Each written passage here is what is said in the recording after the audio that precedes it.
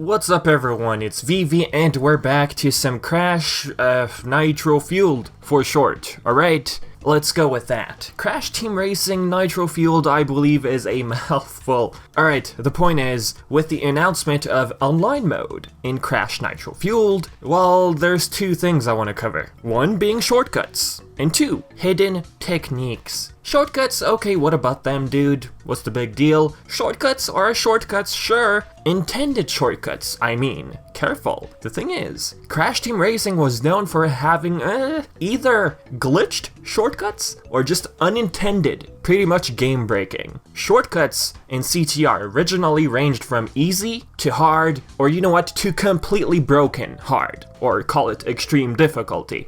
Some fans from back in the day called these unintended or glitched shortcuts illegal shortcuts. I don't know if it rings a bell. Now note, this video is not meant to come off as a guide. As you can see, some of the shortcuts that exist, I can't even do. Please disregard me being 8th place, okay? I don't want to hear in the comments, look at this dude, he can't even play this game.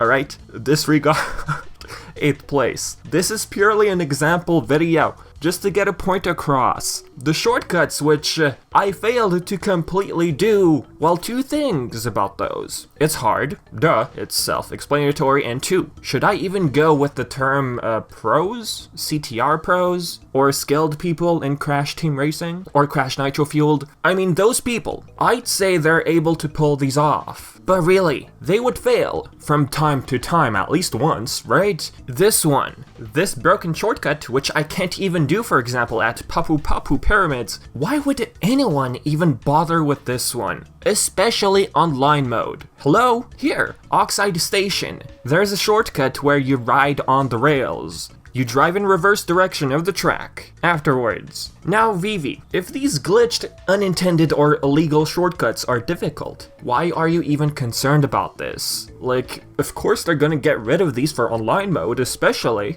or the game itself overall. Like yes, I highly doubt all of these broken glitches will be brought back. I mean, if they were implemented, let's say a 1-to-1 copy, all of the same programming fails and stuff, online mode would be, how should I put this, broken. Completely unfair and broken. This, of course, assuming the server is like a matching system, depending on your skill level, or let me put it this way, people with fast laps get matched with the same people with the same amount of skill. Any shortcut you see which has a black screen, that automatically falls within the unintended department, or illegal. Alright, fine. If the matching system matches people who do illegal shortcuts, let's say, you know, same skill level, quote unquote, then they'll get matched with, obviously, with those people, with those fast lap times. So really, in the end, is there something wrong with those people getting matched? No, but it could eventually lead to people abusing these illegal shortcuts,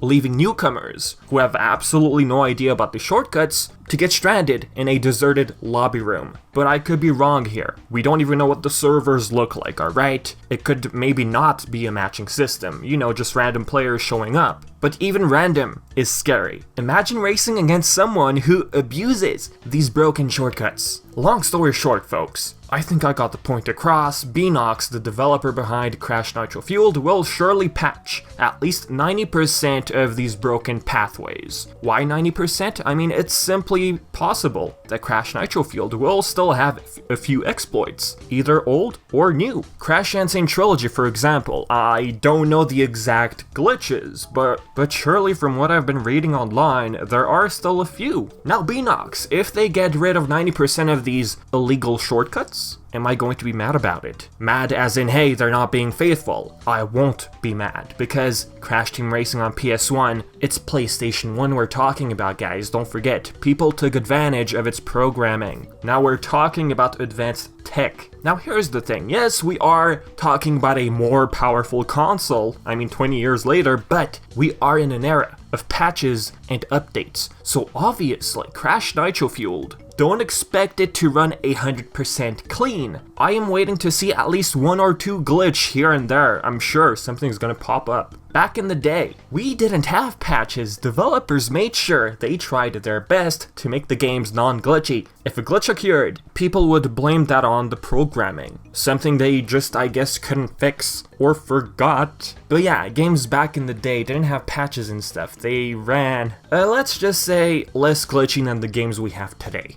So this brings me to unknown or hidden techniques. Blood and sweat trying to attempt these. I'm not even kidding. I'm not. Have you guys ever heard of the terms Sacred Fire, Ultimate Sacred Fire, and Sapphire Fire, if that's how you pronounce it? What in the actual... Hey, when I heard about these names, okay, recently by the way, I thought this was some sort of creepypasta. Like, hey, have you ever heard about Sacred Fire? Like, what? These are hidden techniques, names given by the community. These names were never, ever official. Now, at least for a few of them, I guess you could call it hidden technique, but for the other few, it's debatable, perhaps unintended as well. I attempted Sacred Fire and Ultimate Sacred Fire, USF for short, about Sapphire or Sapphire. For the life of me, I couldn't even do that one. I spent 20 hours Never mind. I found this old forum from 2010. It's probably gonna ring a few bells in the comments. CTR Gamers. Veterans in the comments will probably know this one. A user called Lingzer made a big guide on how to achieve these unknown techniques. Now, looking at this page, I also noticed that there's a guide for the shortcuts. If you're curious, I'll leave the link to this guide in the description below. So, about Sacred Fire. You have to basically perform a bunch of power slide boosts, making sure you fully charge your gauge till it's fully red. Note. Press triangle to switch to your speedometer. Now, applying these techniques, it takes a lot of practice. From my experience, Sacred Fire, not only you have to power slide as much as you can, but you have to drive over turbo pads. Or from experience, again, you have to gain extra boost other than your power slide. By doing so successfully, with minimal errors. That is also one thing I've noticed from, me playing the game. Not jumping off ramps or hitting walls. Those are the errors you have to avoid. You will see your gauge at high speed for more than 5 seconds if you're successful, basically saying you maintain a high speed. I attempted this in Engine Labs, same goes for Ultra Sacred Fire, USF. Ultimate Sacred Fire, it's the same concept as Sacred Fire. You maintain a speed, higher speed, but this time maximum speed. To do this one, do the same exact thing as Sacred Fire, a bunch of power slides, boosts and stuff, but you need super turbo pads as well. Without cheat codes, there are turbo pads by default in Crash Team Racing. For example, there are 3 in Engine Labs, but not all of them give you the same exact length of a boost. Some of them are more special, using the 3rd boost in this level twice. Well, apparently, from the potato old quality videos I've seen, 95% of people used that same super turbo pad to achieve USF. But looking at my gameplay, I'm using the one right here. It did the job, I think. I tried my best. But seriously, any guide videos you find on these techniques, either it's a complete low quality with annoying loud music, or it's non-English. That tells me not everyone is aware of these secret hidden techniques. I'm wondering if any veterans in the comments, was Sacred Fire and USF intentional or not? The way these two worked, you're just doing a bunch of simultaneous boosts. You fill up a reservoir. Is it really a glitch? Really? When charging for the 2nd boost, the amount of time it takes to fill it is shorter than the length of your power slide boost. So all of that becomes unused boost, which add up. People call this energy. Of course, this is saying you minimize casualties, aka mistakes. By adding up a bunch of unused boosts, you get Ultimate Sacred Fire. The mistake you have to avoid for this one, do not jump off super pads, nor perform power slide on those ramps, according to the guide. As for Sapphire or Sapphire Fire, this one I couldn't do. This one I believe is unintentional. I couldn't do it. It took me hours upon hours. I basically gave up. I tried everything, followed every single itty bitty detail. Nothing worked. All I wound up getting was Ultimate Sacred Fire. a boost which was maintained for more than 5 seconds, if even that is considered USF. Those who filmed their TV with the potato camera, they show Sappy Fire, either playing the Japanese version or the PAL version using, of course, Panta Penguin, because remember, Panta in Japan and PAL versions, that character has maximum stats. As for the NTSC American version, Panta is just a copy of Polar and Pura. So, quick summary, Sacred Fire, Ultimate Sacred Fire, you gain a boost, which you can maintain if you successfully perform a bunch of boosts prior, avoiding mistakes. This pretty much, should I even use the word abuse the speedometer? That's the thing. If you want to compare it to Sapphire or Sappy Fire are basically abusing your speedometer. What that one does is, you maintain maximum speed. You don't get